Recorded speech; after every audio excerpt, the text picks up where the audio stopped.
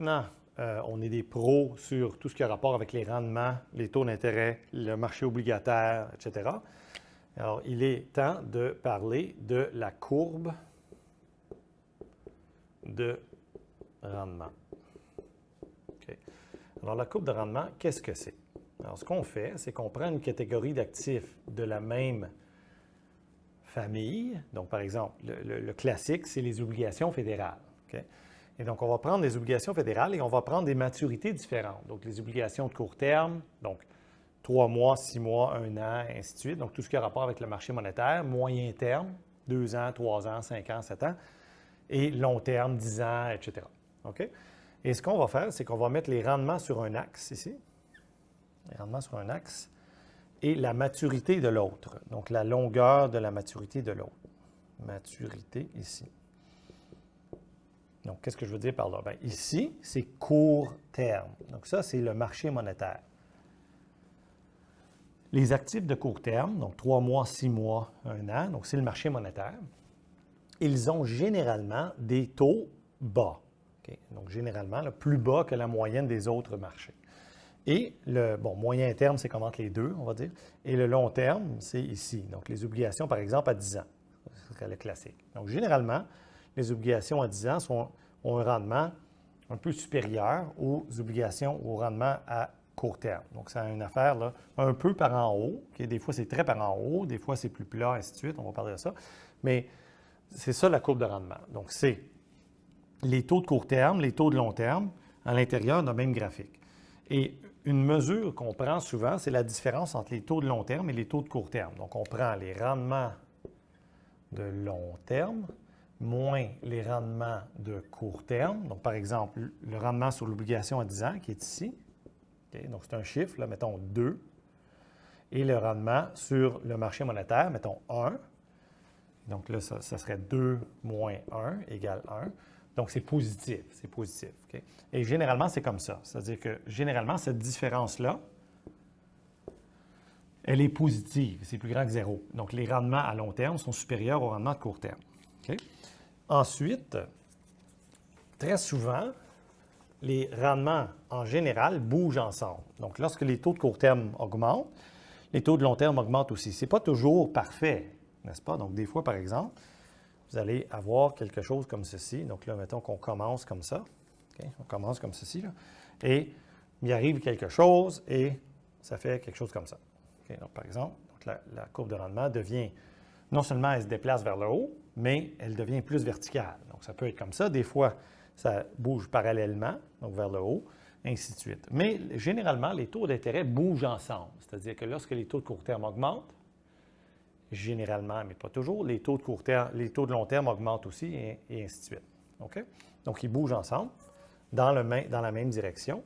Et une autre caractéristique de la courbe de rendement, c'est que lorsque les taux courts sont très, très bas, donc beaucoup par là-bas, exceptionnellement bas, on va dire, donc la courbe de rendement a tendance à être par en haut, donc positive.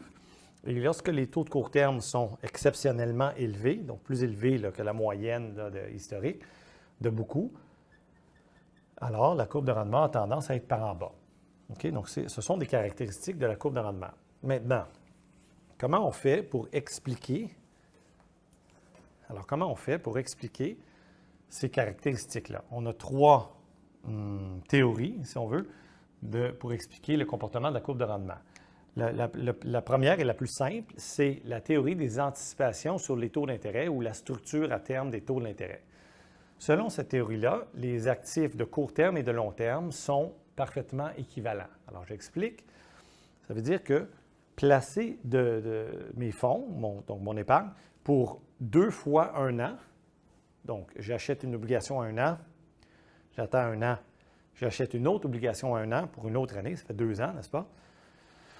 Cette option-là devrait être la même en rendement anticipé que placer mes fonds une fois tout de suite pour 2 ans, donc acheter une obligation à 2 ans. Autrement dit, selon cette théorie-là, le taux d'intérêt à 2 ans, je vais mettre 2T pour 2 ans, okay, pour 2 périodes, devrait être la moyenne des taux courts futurs anticipés. Donc là, ça a l'air beaucoup, là. Donc la moyenne des taux de court terme futurs anticipés, vous pouvez penser à la Banque centrale, les taux de la Banque centrale et les taux du marché monétaire. Donc, les taux de long terme devraient être, selon cette théorie-là, la moyenne des taux courts futurs anticipés.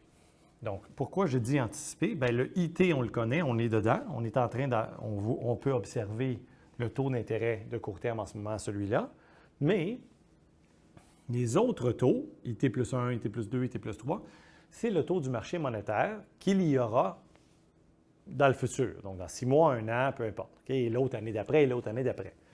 Et donc, c'est pour ça qu'on dit anticipé. Or, selon cette théorie-là, si les taux futurs, mettons, lui, augmentent, donc on pense que la Banque centrale va augmenter son taux d'intérêt l'année prochaine, ça devrait gonfler les taux à long terme maintenant. Donc, si on étire cette logique-là à n périodes, INT, okay, INT, bien, on devrait avoir IT plus IT plus 1 plus donc il y en a plusieurs, là, divisé par n, n'est-ce pas?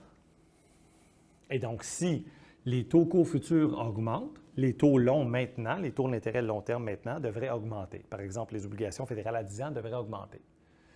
Et donc, ça, c'est intéressant. Ça nous dit que les taux courts et les taux longs bougent ensemble. Donc, ça, OK, ça marche. Par contre, cette formule-là ne nous dit pas pourquoi, en général, les taux longs sont supérieurs aux taux courts, n'est-ce pas? Ça ne nous dit pas pourquoi la pente est par en haut.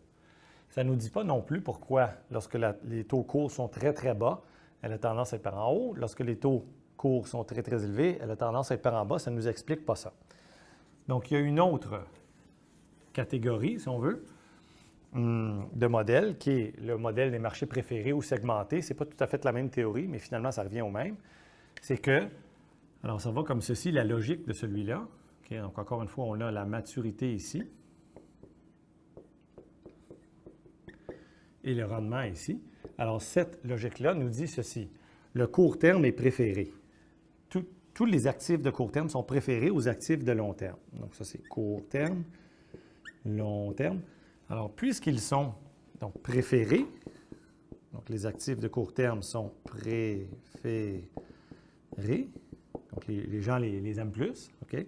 Alors, ce que ça veut dire, ça, c'est que la demande est plus élevée, n'est-ce pas? La demande est plus élevée. Donc, les prix sont plus élevés dans ce segment-là du marché. Donc, les rendements sont plus faibles, n'est-ce pas? Les prix et les rendements vont sans s'opposer. Et ici, ils sont moins préférés. Donc, la demande est plus faible. Les prix sont plus faibles. Les rendements sont plus élevés. Donc, ça expliquerait pourquoi elle est par en haut, n'est-ce pas? Mais ça n'explique pas les autres caractéristiques. Donc, ce qu'on a qui nous reste, c'est qu'on met tout ça ensemble. Puis on obtient le cadre classique, qui est le cadre keynésien, disons classique, de la préférence pour la liquidité. Dans ce cadre-là, les taux longs, sont effectivement une moyenne des taux courts futurs anticipés, donc IT plus 1 plus ainsi de suite, divisé par n. Donc ça va, c'est comme on connaît déjà ça. Et on connaît déjà ça. Plus une prime qu'on appelle la prime de liquidité qui est proportionnelle au N. Donc, la prime de liquidité, pourquoi elle est là? Bien, parce que le long terme est effectivement plus risqué que le court terme à cause du risque de taux d'intérêt qui est plus grand pour les actifs de long terme. Et donc, puisque N, quand le N est plus grand, bien, le L est plus grand et donc les taux d'intérêt de long terme sont plus grands. Donc, les rendements sur 10 ans, 20 ans, sur obligations, là, à 10 ans, 20 ans, vont être plus élevés que les rendements sur obligations à 1 an, par exemple. Okay. Donc, selon cette théorie-là, et dans cette théorie-là, on a aussi des agents spéculateurs. Donc, les agents spéculateurs, c'est qu'ils disent, OK, les taux d'intérêt en ce moment sont exceptionnellement bas, le court terme. Là. Donc, disons qu'on est comme ça. Là. Okay. On a maturité ici. Okay. On a les rendements ici. Et les taux de court terme sont très, très bas, les rendements de court terme. Court terme ici, long terme là-bas. Donc, ils anticipent des hausses donc, autrement dit, ils spéculent. Puisque les taux sont bas, les prix sont élevés. Puisque les prix sont élevés, exceptionnellement élevés, ils spéculent sur des baisses de prix. Donc, ils spéculent sur des hausses de taux, n'est-ce pas? Lorsque les taux longs sont supérieurs aux taux courts, donc les taux longs anticipés, les taux court terme futurs anticipés, pardon, sont supérieurs aux taux courts, ça augmente les taux d'intérêt. On va faire un petit exemple à l'instant pour ça. Et la même logique dans l'autre sens. OK? Maintenant, pour expliquer, donc si on oublie pour le moment la prime de liquidité, OK? Alors, comment on interprète ça? Bien, supposons qu'on a un taux d'intérêt en ce moment de, je ne sais pas moi, IT égale 5. Okay? IT égale 5. Non, tiens, on va prendre un taux bas. IT égale 1. Et on anticipe IT plus 1 égale 5. IT plus 2 égale 5. IT plus 3 égale 5. OK? Alors, quel sera le rendement sur l'obligation à 4 ans? Bien, c'est la moyenne de tout ça. Donc, 1 plus 5 plus 5 plus 5 divisé par 4. Donc, 16 divisé par 4 égale 4. Donc, on aurait le taux court terme ici. Donc, ça, c'est le rendement. Ça, c'est la maturité ici. OK. Maturité. Donc, ici, on aurait 1 an. Donc, le taux 1 an ici. OK. Bien, il serait donc à 1 %. Donc, 1 ici. Donc, ça serait 1 an. OK. Oups. 1 an ici. Okay. Et à 4 ans, ici, donc le I4T, à 4 ans, on aurait 4. Et donc, par exemple, 4 ans ici. Là, bon, ça n'a pas vraiment d'importance. Okay.